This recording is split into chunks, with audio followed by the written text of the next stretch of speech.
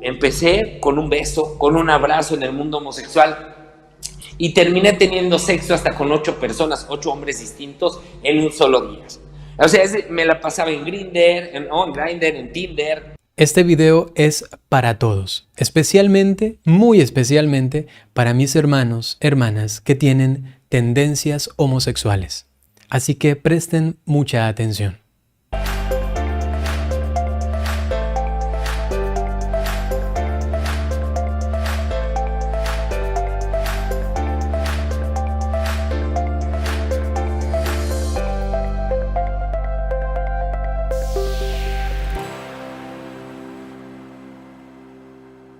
Hola queridos jóvenes, queridos hermanos, ¿qué tal? ¿Cómo están? Espero que se encuentren muy bien. Les saluda el Padre Byron. En esta ocasión tengo el agrado de presentarles un documental cuyo nombre es Camino Abierto. Ha sido dirigido y producido por la licenciada Marta Sanz. Aquí lo que se pretende es hablar claramente acerca del tema de la homosexualidad. Segurísimamente será de beneficio para muchísimas personas que tienen interrogantes al respecto y sobre todo para personas que están quizá en una situación dubitativa, están en una situación de confusión o que están buscando una respuesta a una especie de conflicto interior en su identidad. Es un documental que no pierde tiempo. Habla de cosas fundamentales. Seguramente te darás cuenta en el transcurso del video que esto puede servir de mucho a muchas personas. Así que si consideras oportuno también puedes compartirlo. Inmediatamente vamos a dar paso al documental, no sin antes darle gracias a Marta Sanz por haberme permitido publicar este documental aquí en mi página. Que sea de mucha edificación. Al final les daré la bendición. Empecé con un beso, con un abrazo en el mundo homosexual y terminé teniendo sexo hasta con 8 personas, 8 hombres distintos en un solo día. O sea, me la pasaba en Grindr, en Tinder, en orgías, en los cuartos oscuros, saunas, vapores. Tenía 4 años y me travestía. Y eso era parte de mi vida. Me travestí la mayor parte de mi vida hasta el momento en que me casé y tuve 2 hijos. Fui a un especialista de género que me dijo que necesitaba terapia hormonal y pasar por una reasignación de género para resolver mi disforia de género. Yo tenía hambre de esta masculinidad, y el hambre, con el tiempo, se volvió cada vez más y más fuerte. Y al no conseguir sacar de mi interior esta masculinidad, que era innata, porque es innata dentro de cada uno de nosotros, llegó un momento en el que explotó en relaciones íntimas, en relaciones sexuales con otros hombres. Esta fue la causa que me creó prácticamente una fuerte dependencia de los otros hombres.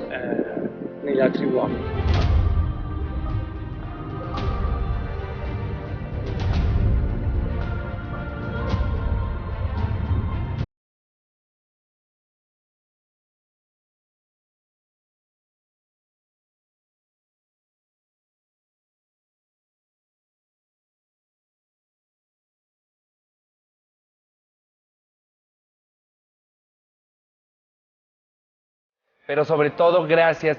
Mauricio Clark es un popular reportero mexicano. Ha sido presentador de famosos programas de televisión americanos durante más de 20 años. En 2013, en un informativo de máxima audiencia, declaró en directo su tendencia homosexual ante 15 millones de espectadores. Y bueno, no hubo, la verdad, periódico que no pusiera en su portada vespertina y en la portada matutina al día siguiente, ¿no? Que Televisa se abre y Televisa por fin y la homosexualidad y todo.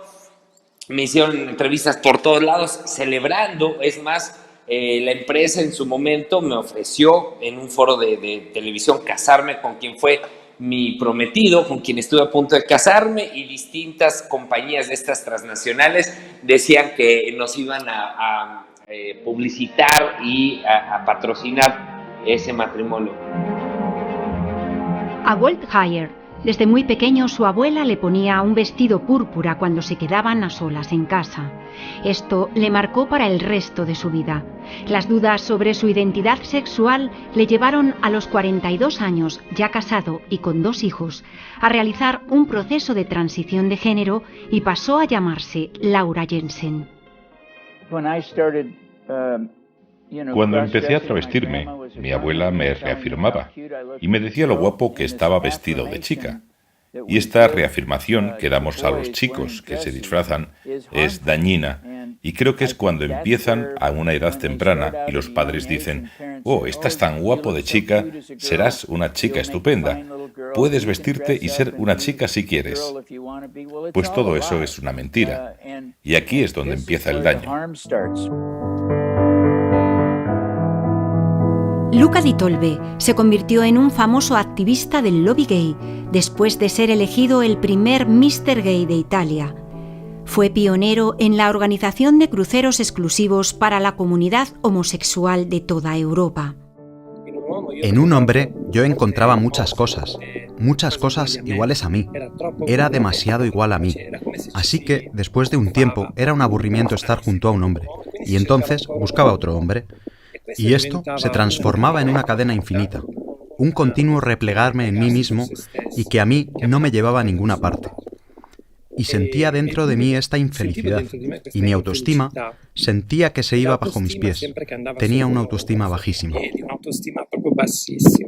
La homosexualidad hoy es parte de mi pasado. Por esa declaración se vino un escándalo que se fue a ámbitos políticos, en el Senado de la República, con diputados y sobre todo un linchamiento mediático que duró varios días, tanto en Twitter, Instagram, siendo tendencia nacional no sé cuántos días. Quienes me aplaudieron aquel 18 de febrero de 2013, hoy me estaban linchando públicamente y sobre todo eran mis amigos.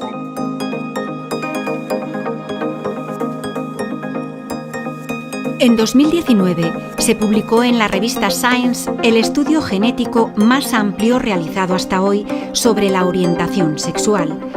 Más de 20 investigadores de diferentes centros y países, dirigidos por el investigador de Harvard, Andrea Ganna, analizaron el genoma completo de cerca de 500.000 participantes de Estados Unidos y Europa.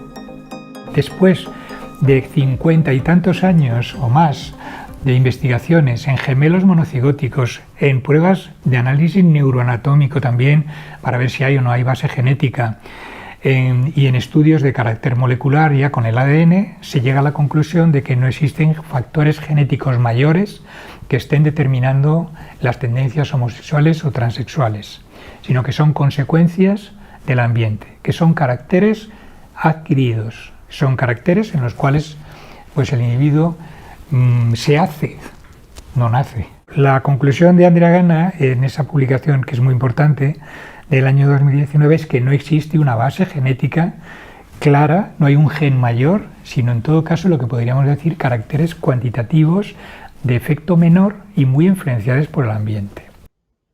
La diferencia entre homosexual y heterosexual no hay que buscarla a nivel biológico genético, hay que buscarla a nivel psíquico-comportamental. La orientación sexual no es algo estático o inamovible.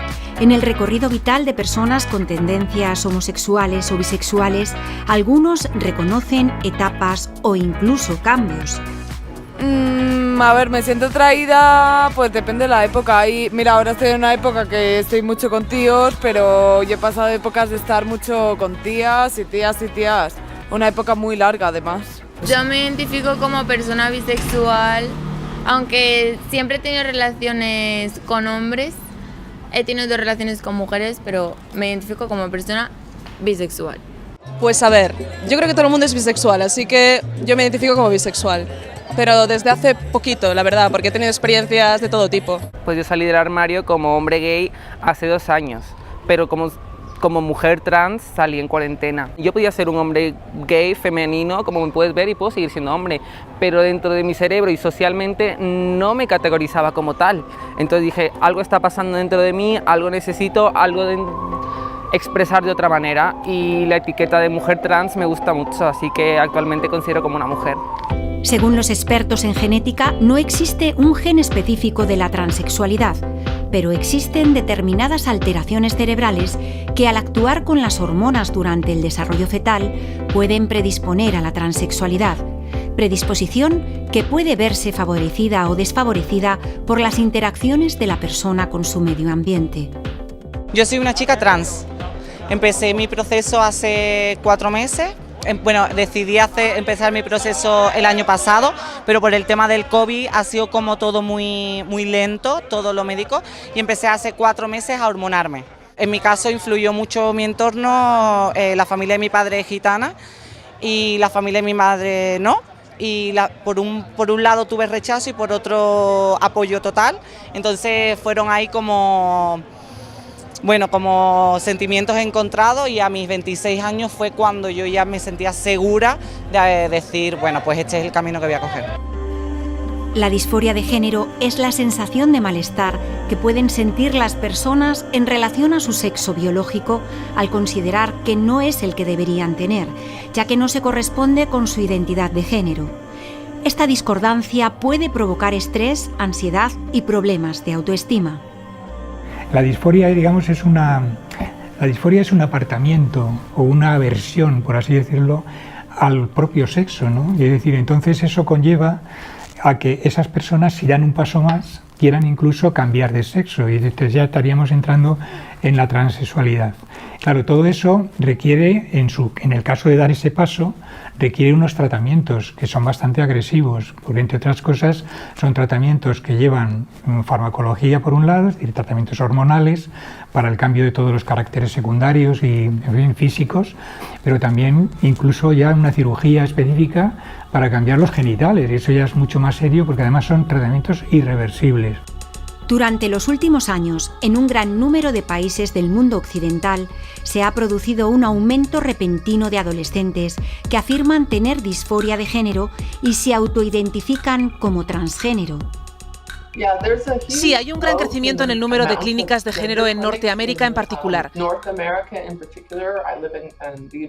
Yo vivo en Estados Unidos y hay un gran incremento de clínicas de género centradas principalmente en los niños con disforia de género. Así que es una industria en crecimiento y me pregunto cuánto de esto está motivado por el juego financiero, porque es un campo muy lucrativo de la medicina. Ha habido un aumento en lo que es en la demanda. Por ejemplo, en la unidad de identidad de género, de la cual trabajo yo aquí en la Comunidad Valenciana, que actualmente yo llevo Valencia y toda la provincia, hemos pasado, por ejemplo, de hace 10 años a una demanda de unas 40-50 personas nuevas al año a una demanda de unas 160 personas nuevas al año. Eso es una cosa. Luego el aumento importante de esa demanda viene sobre todo de las personas menores de edad. Es decir, la mayoría, si bien sigue viniendo personas mayores de edad, generalmente la mayor parte de la demanda van a ser adolescentes y luego jóvenes adultos. Antes de 2012 no había literatura científica sobre niñas de 11 a 21 años que alguna vez hubieran desarrollado disforia de género. En la última década esto ha cambiado drásticamente.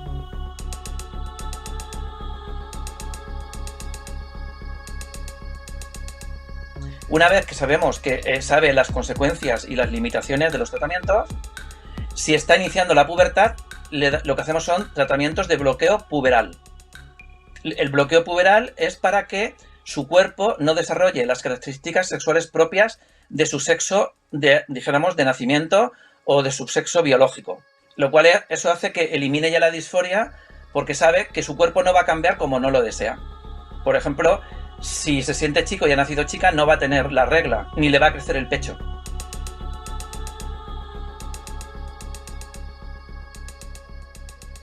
Eso tiene unas consecuencias graves en su cuerpo porque disminuye mucho el crecimiento y además tienen problemas de desarrollo óseo. En febrero de 2021, la revista científica PLOS ONE publicó los resultados de un estudio a corto plazo de la supresión puberal de jóvenes de 12 a 15 años con disforia de género. se observó que los bloqueadores de la pubertad no alivian la angustia psicológica de género, ni hay beneficio medible. Sin embargo, comprobaron un estancamiento en la altura y una menor densidad ósea en estos adolescentes cuando completaron el bloqueo químico de su pubertad. Las hormonas de la pubertad están vinculadas a cambios no solo en el cuerpo, sino también en el cerebro. En los niños es una temeridad, no está desarrollado su cerebro y tampoco esa red de la percepción del cuerpo. Los datos afirman que el 90% de los casos cuando llegan a la adolescencia se les ha pasado, porque ya la red también se ha desarrollado suficientemente y perciben su identidad perfectamente. Los padres que tienen hijos con disforia de género suelen recibir información falsa. No saben qué hacer. En el caso de niños y adolescentes, son los padres quienes deben tomar decisiones sobre sus hijos bajo la premisa del consentimiento informado, que implica el conocimiento de la verdadera naturaleza de la práctica médica, sus consecuencias y las posibilidades de que su aplicación cause daños físicos y psicológicos a largo plazo. Y todo eso requiere un proceso de entrevistas con el chico, la chica y con la familia, ¿vale? Y también valoramos en la familia la información que nos suministra, porque muchas veces, si imaginemos en niños o niñas que a veces pues tampoco comunican mucho según la edad, porque a mí a veces me llegan niñas o niños de 3 años, de 4 años, de 5 años, que claro, están en una situación que no es la habitual y tienen vergüenza para hablar. Por lo tanto, la comunicación viene más de los progenitores. Cualquier niño al que se le permite la transición médica o quirúrgica es vulnerable, porque son niños. Y los niños son simplemente vulnerables. Y es un experimento porque esto es nuevo. No hemos hecho antes esto con niños. No hemos puesto a las niñas testosterona, no hemos puesto a los niños estrógenos, no hemos pausado y bloqueado la pubertad en niños pequeños. Así que no tenemos los datos para saber cuáles son los daños y los riesgos a largo plazo para los niños al hacer esto. Es un experimento porque es relativamente nuevo y no lo hemos estudiado, no tenemos la información. Si la persona ya viene con una edad donde el desarrollo de su pubertad ya ha ocurrido, ya no hay nada que bloquear. Por lo tanto, se hace lo que se llama la terapia hormonal cruzada. Vienen adolescentes o vienen personas adultas. Ahí lo que se hace es masculinizar o feminizar a la persona en lo que desea. Los efectos secundarios que provocan las hormonas, mayormente al riñón, trombosis, dolores de cabeza, gripes, mareos, náuseas, la bipolaridad, trastornos fuertes de la personalidad. Yo soy consciente de los efectos secundarios que conlleva hormonarse. Es un proceso largo, es un proceso infinito. Plan, eso nunca se acaba, toda tu vida vas a tener que estar hormonándote porque naturalmente tu cuerpo, pues si eres un hombre biológicamente, va a derivar a la testosterona. Entonces yo tengo que seguir bloqueándome esa testosterona para que los estrógenos que me estoy poniendo pues me peguen bien. Las hormonas influyen a lo largo de la vida y desde la misma gestación. Se van haciendo el cableado, el femenino o masculino en el cerebro, y luego a lo largo de la vida eso se va confirmando, y si le damos las hormonas contrarias se le crea en el cerebro una serie de problemas adicionales al que tienen de la percepción del cuerpo, que hacen a esas personas continúen con un trastorno de disforia incluso a veces más fuerte. El hecho que importa es que casi ninguna de las personas a las que se les dice que tienen disforia de género, tienen disforia de género. Lo que realmente tienen es dismorfia corporal. Tienen trastornos de adaptación social, están deprimidos, tienen ansiedad. Tienen trastornos sociales, principalmente es social. Para los jóvenes son trastornos de adaptación social. Y lo que sucede es que ahora todo este movimiento con la identificación como transgénero lo llamamos contagio social. Lo que significa es que cuando ven a un chico haciéndolo, los otros chicos empiezan a hacerlo. Así que realmente tiene muy poco que ver con la disforia de género. Así que realmente nos equivocamos al representar la disforia de género tremendamente. Por eso vemos un aumento del 200 o del 300% en las personas que se identifican con disforia de género. Realmente no la tienen. Keira Bell, Es una joven que en marzo de 2020 interpuso una demanda contra la clínica Tavistock del Sistema Nacional de Salud británico, en la que realizó su transición a hombre cuando era una adolescente. Fue sometida siendo menor a unos tratamientos irreversibles que no han resuelto su disforia. El Tribunal Supremo falló a favor de la joven. Como Keira, cada día salen a la luz nuevos casos de personas que se arrepienten de haber realizado el proceso de transición.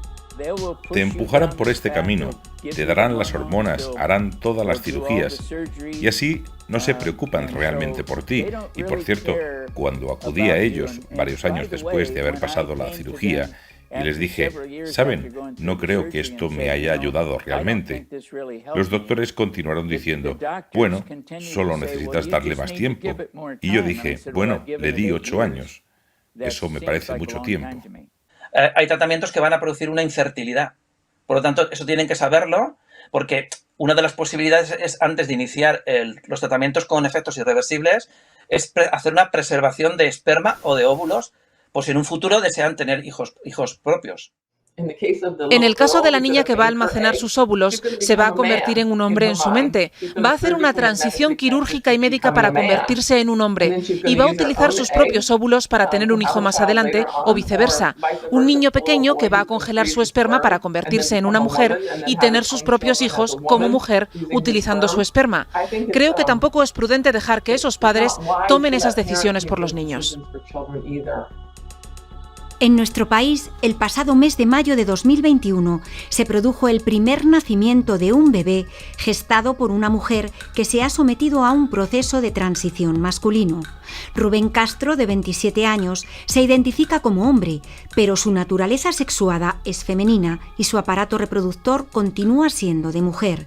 El embarazo se produjo tras un proceso de inseminación artificial con sus propios óvulos que fueron congelados antes de iniciar el tratamiento hormonal masculino. Eso va a ser perturbador para el desarrollo psicológico del niño, el desarrollo de la identidad sexual del niño. Y es aún peor cuando estas madres, que pretenden ser hombres, ocultan a su bebé su propio sexo y se refieren a su hijo o hija como hije, dándole un género neutro.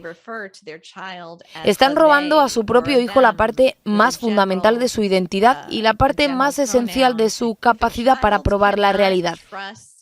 Si un niño no puede confiar en que su propio cuerpo físico le diga quién es, cuál es su sexo, si un niño no puede confiar en la realidad física básica, ¿en quién o qué puede confiar? Esto es un grave abuso psicológico de un niño. En algunas unidades de género de nuestro país, el primer encuentro de las familias ya no lo tienen con un psicólogo, sino con un endocrino. Tanto psiquiatras como psicólogos solo darán apoyo y evaluarán a los pacientes si existe una psicopatología asociada. En España y en la gran mayoría de las clínicas de género del mundo, el nuevo enfoque para un niño que llega con confusión de género es, primero, citarle con el endocrino. Lo que significa que el médico dirá a los padres que deben confirmar al niño que es de un sexo diferente y comenzar con las hormonas. Estos niños no deberían tomar ningún bloqueador hormonal ni ninguna terapia hormonal. Destruirán sus vidas haciendo esto y no deberían hacerlo. Tenemos que ver cuáles son las causas principales o las causas subyacentes. Esto hace que no quieran gustarse a sí mismos. Si es un contagio social o si es un abuso infantil o algo que les ocurrió, eso es lo importante. Y tienen que dejar de identificar esto como disforia de género cuando no lo es.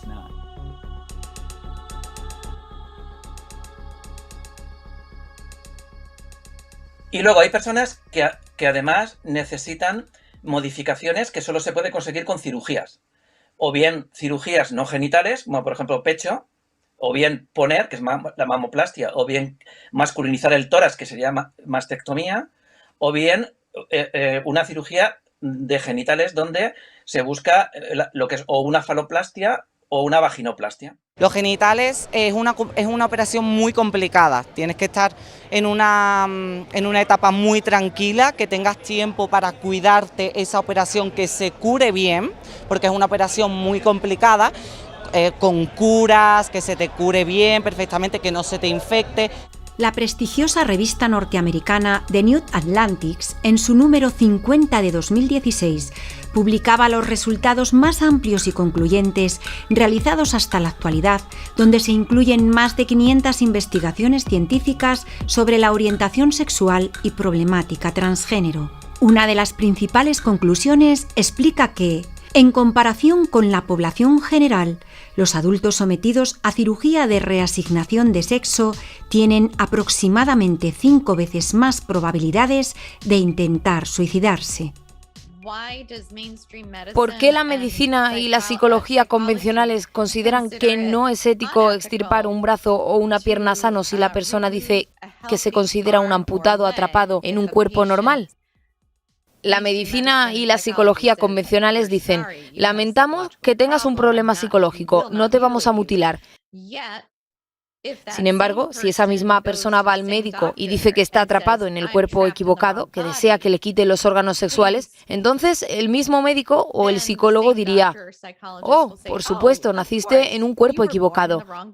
¿Por qué está sucediendo esto? Esa es la pregunta. Hay que poner fin a todos estos tratamientos precoces y, de hecho, muchos países ya están deteniendo este proceso. Muchos de los países están diciendo ahora que no hay más hormonas para los niños pequeños. Es un nuevo ajuste. La gente y también los legisladores de otros lugares se están dando cuenta de que están perjudicando a los niños, porque darles terapia hormonal y transición a una edad temprana es de hecho un abuso infantil psicológico y emocional. Es un abuso infantil, es arruinar a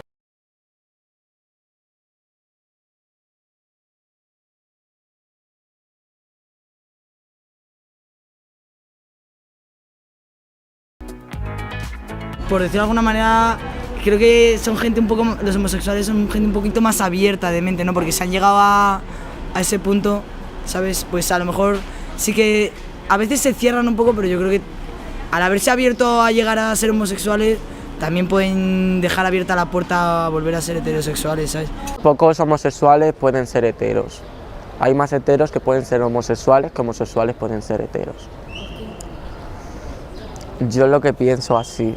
Yo pienso que una persona homosexual sí que puede llegar a lo mejor heterosexual no, pero bisexual sí, porque por lo que te digo, igual que los heterosexuales, a lo mejor la zona de confort la ha cerrado de una manera que a lo mejor el día de mañana se enamora de una chica y nunca se sabe, ¿sabes? Tengo mis días, hay veces que sí que me siento con ganas de tener una familia. Yo de hecho tengo muchas ganas, me gustaría en un futuro ser padre, o sea, me encantaría.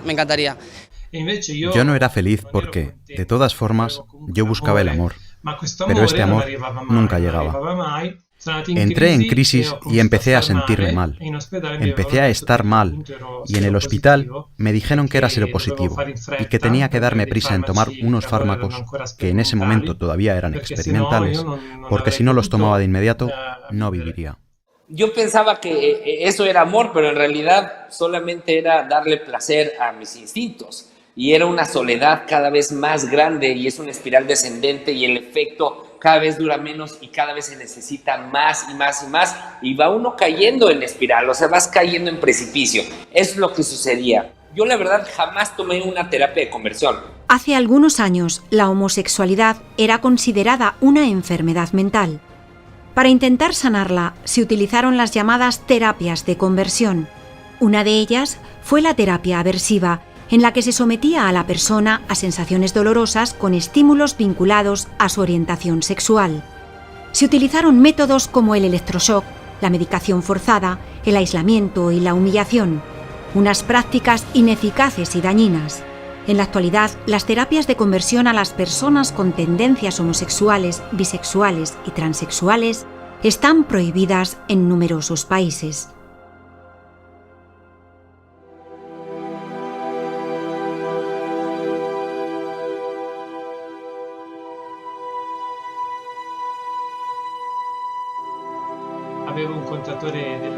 Tenía un contador de la luz en casa en el que había puesto el rosario que me habían regalado.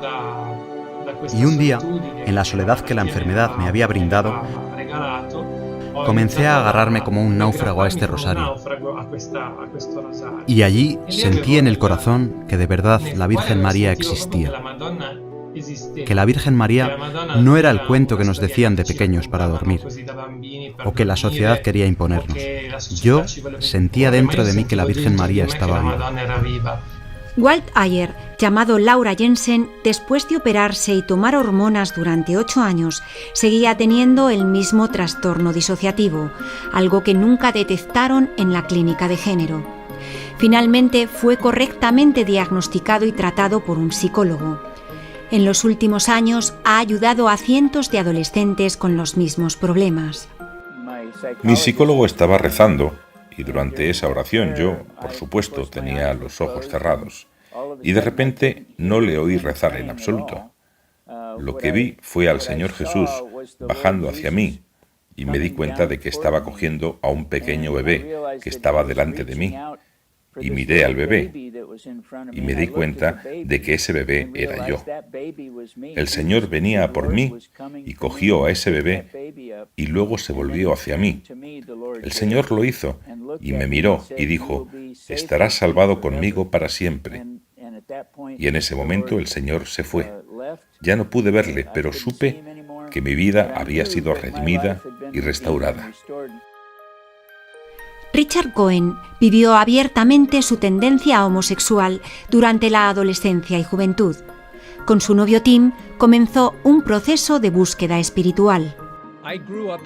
Crecí en las afueras de Filadelfia, en una familia judía, y Tim era católico. Y amaba a Jesús y yo amaba a Tim. Así que quise averiguar quién era ese Jesús. Por primera vez en mi vida empecé a leer el Nuevo Testamento y me sentí enamorado de Cristo. Les pido perdón de corazón, sobre todo a mis queridos sacerdotes, a seminaristas, a las monjas, a las consagradas, a los consagrados, a mis queridos hermanos feligreses, porque durante años yo me burlé de todos ustedes. Durante años yo maldije a Jesucristo, yo era de los adictos que en las borracheras me burlé de la Virgen María. Tenía 30 años. En ese momento, yo creo que también haces un poco el resumen de la situación de tu vida y empiezas a preguntarte: ¿yo qué he hecho en la vida? ¿Quiero de verdad esto? Entonces, es también una elección. Yo podía seguir siendo homosexual, o bien podía elegir ser otra cosa. Yo no sabía en ese momento si podía volver a ser heterosexual, pero el deseo estaba.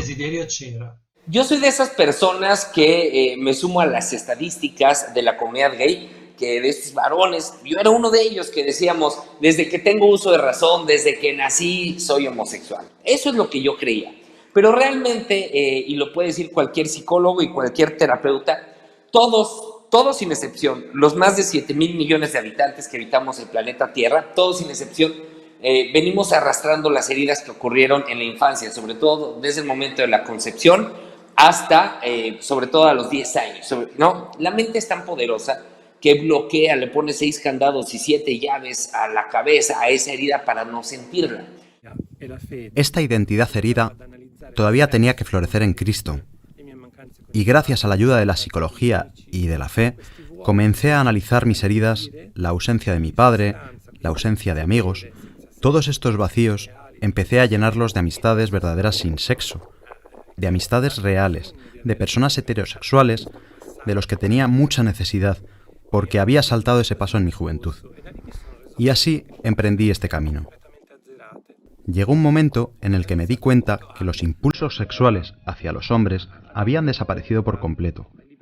Había empezado a sentir la liberación, a sentir la sanación de las heridas que había en mi corazón.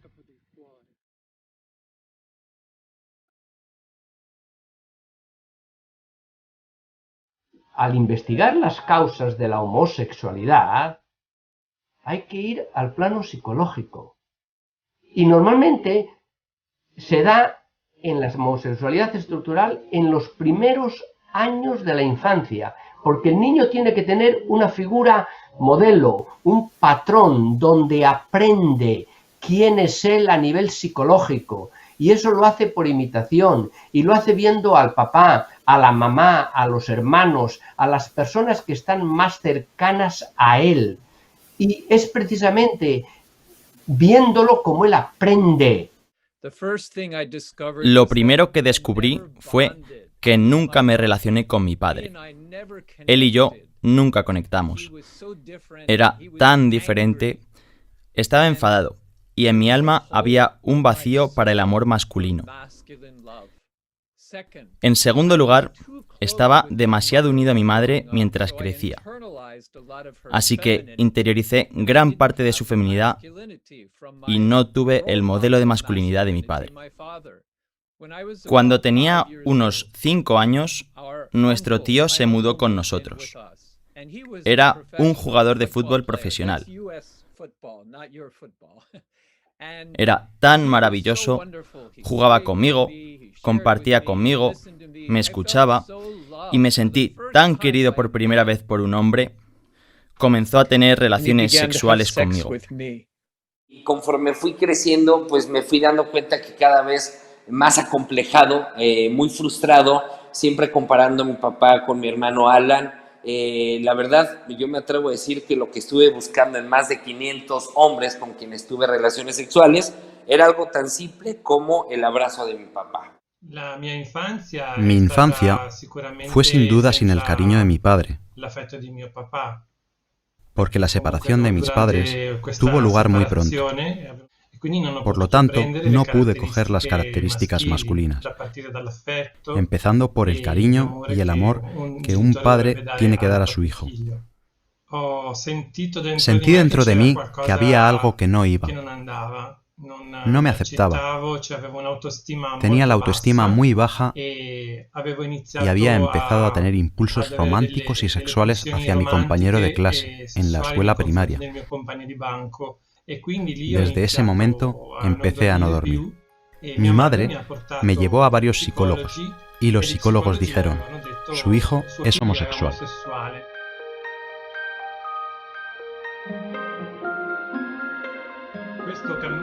Este camino, en el que hay dos raíles paralelos, uno es la fe y el otro es la psicología, te ayuda de verdad a encarnar lo que es la masculinidad, que tu cuerpo pide y que tu mente pide. Porque nosotros hemos nacido hombres y mujeres, entonces tenemos que florecer en la masculinidad. Es un proyecto que Dios nos ha dado, que aunque puede ser un poco duro, puede hacerse. Se puede recorrer este camino. Muchos piensan que quizás hay que hacer terapia, pero no. Simplemente hay que fortalecer la autoestima en la propia masculinidad y la propia feminidad en el caso de las mujeres.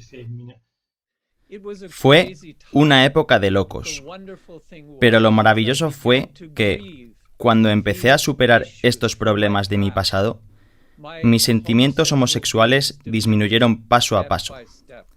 Y entonces tuve un amigo realmente increíble llamado Peter. Peter era un hombre cristiano heterosexual y me sostuvo en sus brazos mientras yo lloraba las heridas de mi padre y el abuso de mi tío. Y cuando llegué al fondo de mi dolor, bueno, derramé muchas lágrimas. Y en los brazos de Peter encontré el secreto para liberarme de la atracción sexual no deseada. Yo creo que la homosexualidad, en lo que a mí respecta, no es un problema que tenga que ver con el sexo, sino un problema de relacionarse con los demás. Yo no conseguía relacionarme con mis compañeros chicos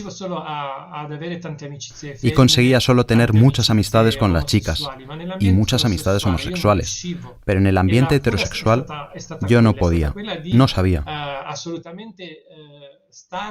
Se solucionó pasando mucho tiempo con chicos heterosexuales que me hicieron entender que yo era como ellos, porque yo no me sentía digno de ser un hombre como ellos. Yo nunca le pedí al Señor que me quitara lo gay, o sea, realmente cuando te arrepientes de corazón y te empieza a sanar las heridas, las más profundas, empiezan los cables del corazón y de la mente a tomar su diseño. Y empiezas a ver todo al revés. Entonces yo decía, ¿por qué ahora, al principio cuando se me apareció un hombre, el estereotipo del hombre que me gustaba, realmente yo me empecé a darme cuenta que ya no sentía esa atracción, al contrario, ya había una cierta repugnancia de decir a qué le olerán los pies, a qué le olerá, o sea, ya empezaba totalmente lo contrario a lo que era la excitación sexual. Obtuve mi título en Psicología de Asesoramiento y durante los últimos 32 años he podido ayudar a miles de mujeres y hombres de todo el mundo que experimentan sentimientos homosexuales no deseados. Hoy estoy casado con mi hermosa esposa Jesuk. Esta es una foto de nuestra familia. Ella es de Corea y tenemos 3 increíbles hijos ya adultos. Nuestro hijo mayor, que es médico, acaba de casarse con su preciosa esposa. Hoy lo que me deshace es la sonrisa de una mujer. Ni siquiera es la connotación sexual ni para hombres ni para mujeres. Porque cuando vive y reina Jesucristo en tu corazón, dejas de ver todo el cartón, dejas de ver la carrocería. Ves la mirada de otra persona y te das cuenta que detrás de esa mirada está Jesucristo. Y no solamente Jesucristo, es una persona que ha tenido heridas como tú y como yo. Desde 2008 hemos ayudado a centenares de chicos. Algunos se han casado, han formado una familia, tienen hijos, otros se han consagrado, otros están en el camino. Al final, ¿qué hacemos nosotros? Nosotros les ayudamos a encontrarse con Jesús, porque sin Jesús, sin el encuentro de verdad con Jesús, no puedes empezar un camino, no puedes por lo tanto cambiar. Porque el cambio viene en el momento en el que tú empiezas a pararte y a abrirte al amor de Dios, que es la cosa más difícil. Porque muchas veces tenemos que parar y quitar nuestros sombreros de profesor, nuestros sombreros de abogados, nuestros sombreros de todos los títulos de estudios que tenemos. Algunas veces ponemos resistencia, mientras que cuando hay una verdadera adhesión a Cristo, automáticamente viene el cambio, porque tú entiendes que Jesús no te quita nada, sino que Dios te puede solamente dar. Eso se convierte en puro amor. Entonces, desde allí, empiezas a recibir las gracias que Jesús te quiere dar. Hombres heterosexuales, los que experimentan atracción por el mismo sexo os necesitan. Buscan amor puro. Creen que necesitan sexo, pero quieren eso, pero no es lo que realmente necesitan. Necesitan un amor masculino sano. Y las mujeres que experimentan atracción por el mismo sexo necesitan mujeres heterosexuales que las abracen para amarlas. Si les tendieran la mano como lo hicieron los hombres y las mujeres por mí, hoy estaría muerto sin ellos. No toméis bloqueadores hormonales, no toméis hormonas, no os cortéis el pecho si sois chicas, no cambiéis vuestros cuerpos, esperad a tener 22 años y haceros una buena psicoterapia, y sabed que Jesucristo os quiere tal y como sois, porque así os hizo. Los padres pueden ayudar a sus niños pequeños siempre y cuando los afirmen en el sexo que han nacido, los quieran y los enseñen que Dios y su naturaleza están en su genética, en su biología. Pueden hacer de ellos el niño especial o la niña especial que son. El mensaje que quiero dejaros es un mensaje muy profundo y muy bello. Nosotros no hemos nacido así, como nos dice la sociedad. Nosotros no hemos nacido I'm born this way. Yo no he nacido así. La genética lo ha explicado también. No se nace homosexual. Se nace con un proyecto, y el proyecto de Dios es maravilloso. Así que yo animo a todos los chicos que están en la búsqueda de la verdad a emprender este camino abierto.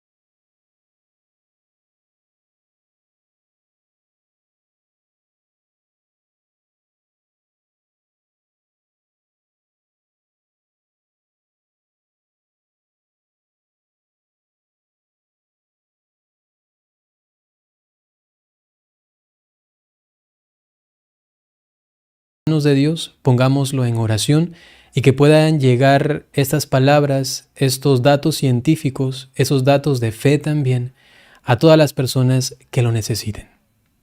Dispónganse a recibir la bendición. El Señor esté con ustedes. La bendición de Dios Todopoderoso por intercesión de la Santísima Virgen María, San José y todos los ángeles y santos. En el nombre del Padre, y del Hijo, y del Espíritu Santo. Hasta pronto.